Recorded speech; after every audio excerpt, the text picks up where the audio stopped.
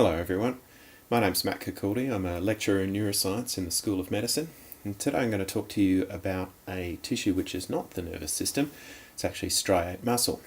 And striate muscle, or stripy muscle, is called that because of these characteristic bands in the tissue, and it's the muscle type that we use to do all of our voluntary movements. So everything that we do in the real world, including me sitting here talking to you right now, is achieved by the contraction of striate muscle. It's a very interesting tissue. One of the reasons it's very interesting is that you can actually see the molecular structure of how the cells are put together if you look at these bands that run along the length of the muscle fibres. And these are actually organised arrays of molecules that are interacting with one another.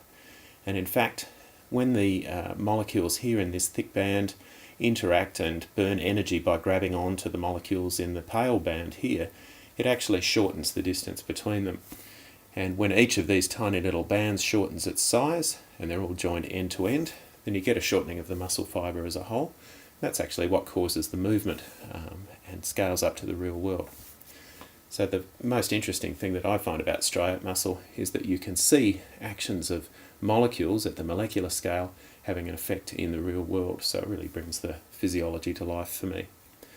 So today we're going to look at how the muscles are activated and how these stripy, thick and thin filaments interact with one another to cause the shortening of the muscle. It's quite an elaborate control system, but once you get the hang of it, then I hope you'll understand it. So across the course of the lecture, we've got a few learning objectives that I hope we're going to cover. We're going to break it up into a few sections so that you can take little breaks and maybe answer a few questions to keep yourself informed. So looking at the learning objectives here, we're going to talk about how an action potential, the control signal in a motor neuron, which is how the nervous system controls these muscles, how that causes the sarcomeres of the muscle, those little bands, to shorten. And we're going to talk about calcium, the ion, and how that is stored and released in these muscle fibres, because it's the key that unlocks the contraction cycle. So that has to be controlled to start and to end contraction. We're also going to look at the cross-bridge cycle, which is the technical name for the way that the two molecules interact with each other. So they grab, make a little bridge between them, and that causes a contraction of one of the proteins, and that's the force which shortens the muscle and thereby generates your strength. And that energy comes from ATP, the universal cellular fuel, which is the product of cellular respiration. We're also going to talk about a concept called the motor unit, which is the organisation of muscle fibres and the way that the nervous system groups and controls them when you're doing your movements. We're going to talk about how the control signals coming, the action potentials, can change the force that's developed by a muscle, meaning that if you stimulate a muscle at a slow rate, it will generate one kind of force, but if you increase the stimulation rate, then it will increase the amount of force it's producing. And then lastly, we're going to look at the muscle as a physical structure, because although you've got these contracting molecules, they also have to be tied together, and they have to be tied to tendons, which in turn move bones and cause the body to move. So there's a bit of physics to go with that as well. So you need to understand a couple of concepts there. So I hope we get through all of that and that it all makes sense to you by the end. So I like to start this lecture with a little question. So we're used to sort of moving around in the real world and interacting with objects, but in the course of this lecture I'm going to tell you about the molecules that actually power that movement and how they grab onto each other and shorten and cause the muscle to have its effect. So just as a bit of a hook, I'd like you to take just a moment and speculate how many actual molecules is it going to take to lift a kilo. So if you're holding a kilo in your hand and your biceps muscle here is contracting to bend your elbow to make the force to lift that weight, how many molecules do you reckon it might take, each burning one molecule of ATP, to actually provide the force that's necessary for that to happen? So the answer might surprise you, or you might be right on the money. So let's look at the structure of a muscle first. So muscles are very organised tissue at the cellular level, but it's also organised at the large tissue scale. So down at this end here we see the tendon where the muscle joins onto the bone, and you can see that all of the structure of the muscle is organised around that tendon. So all of the fibres in the muscle run parallel to one another, and they all smoothly integrate into the tendon at the end there, so that when each of these fibres pulls, then they all contribute to a uniform force on that tendon. So if we have a look at the internal structure of this muscle here, peel back the outer sheath, and then we look at one of these myofibrils inside, and then we have a myocyte inside that, which is a very large fused cell all joined together, and inside that we see these stacked arrays of proteins which slide past one another, and these thick filaments in the dark bands grip onto and drag the thin filaments into them. So you can see that sarcomere, the smallest unit of the muscle, shortening with each contraction cycle. So this is what gives the muscle its stripy appearance under the microscope, and what these bands represent are two different kinds of molecules plus the connective tissue that's holding them together. So in the dark band we have a protein called myosin, and in the light bands we have a protein called actin, which is a major part of the cytoskeleton as well. So if we look at that in a diagram form here, when you pull out one of these myofibrils and enlarge it, and this time it's done under the electron microscope, you can actually see the proteins here. So this Z line is connective tissue. It holds everything together in an orderly array, and then this M line here holds the thick filaments together in an orderly array as well. And in between those connective tissue lines you see these filaments overlapping with one another.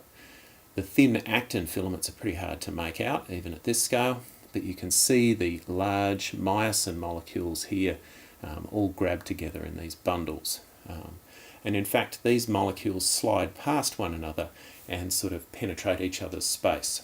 So I always think the most useful analogy is to think about a pair of hairbrushes with bristles of different sizes, and if you put those hairbrushes face to face and you push them into one another, then that's the arrangement that you would see of these proteins.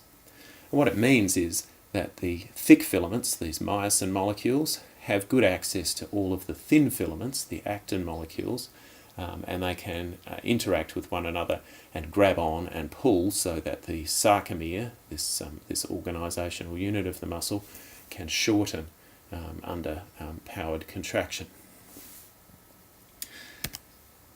So when you look at it under the electron microscope as a whole, you'll see that the muscle is composed of these orderly stacked filament arrays, and that they are all lined up in exactly the same direction as one another.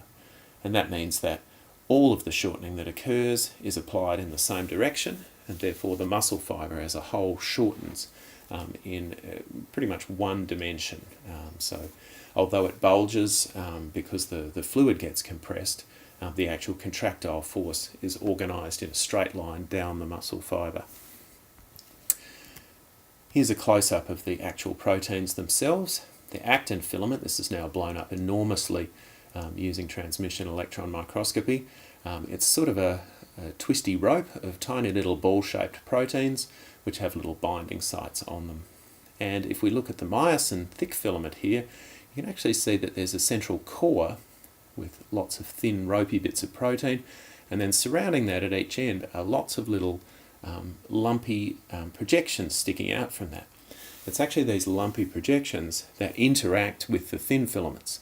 This is the point at which the thick filament grips onto the binding site of the thin filament here. And in fact this is a stack of molecules. They're all organised together, a little bit like if you took golf clubs out of a golf bag and held all of the shafts of the clubs together. All of the heads of the clubs would stick off in all directions, and that's what these molecules are arranged like too. So it's a bit easier to see if we look at a diagram. Here is the thick filament with all the long straight tails all bundled together, and all of the heads of those molecules just projecting off into the surrounding space. And when the thick filaments and the thin filaments are interleaved with one another, then they are capable of interacting. So here we are, we're pushing the two hairbrushes together. The thin filaments pass in between the thick filaments, and that gives them the opportunity to interact. And when the muscle contracts, that interaction takes the form of this myosin head grabbing onto the actin filament, and in the process of grabbing onto it, it binds, and the binding causes the myosin head to flex. So you grab on, and in so doing, you pull on the actin filament. and this is a powered contraction. So this myosin head is charged up with energy in the resting state. It's ready to go, and as soon as it's able to bind onto the actin filament, it releases that energy by bending and pulling on the actin filament. So having released that energy, you then need more energy to be injected back into the system to get it ready again. And so each one of these myosin heads burns an ATP molecule to be released and ready to do it again. So even though these filaments are overlapping with one another all the time, they don't actually contract all the time, and that's because wrapped around these thin filaments is a protein called tropomyosin, and it actually covers up the binding sites. So in its inactive state, the muscle is ready to go, but it's unable to do any contraction because the myosin head can't bind onto the thin filament. So we'll talk about how that binding site gets exposed and how contraction is enabled in a little while. So when that does happen, you get a gripping and a pulling of the myosin heads onto the thin filaments when you've got ATP there to burn, and you've also got the presence of calcium, which unlocks that binding site by a mechanism we'll talk about. And then once those myosin heads grip and drag the actin filaments along, the end result is that the connective tissue lines here at the end are pulled closer together. And because all of these sarcomeres are joined end to end along the muscle, we end up with an overall shortening. So even though this shortening here might only be a few nanometers in length, if you rack up enough of these things end to end, you get a contraction of the size of millimeters. And then of course, with the lever action of the skeleton, a contraction of some millimeters turns into tens of centimeters of movement. So it all scales up from the molecular level to the familiar real-world scale. All right, so now we're going to talk about how muscles are activated. So when we want to activate a muscle, the nervous system has to send a control signal out through a special neuron called a motor neuron.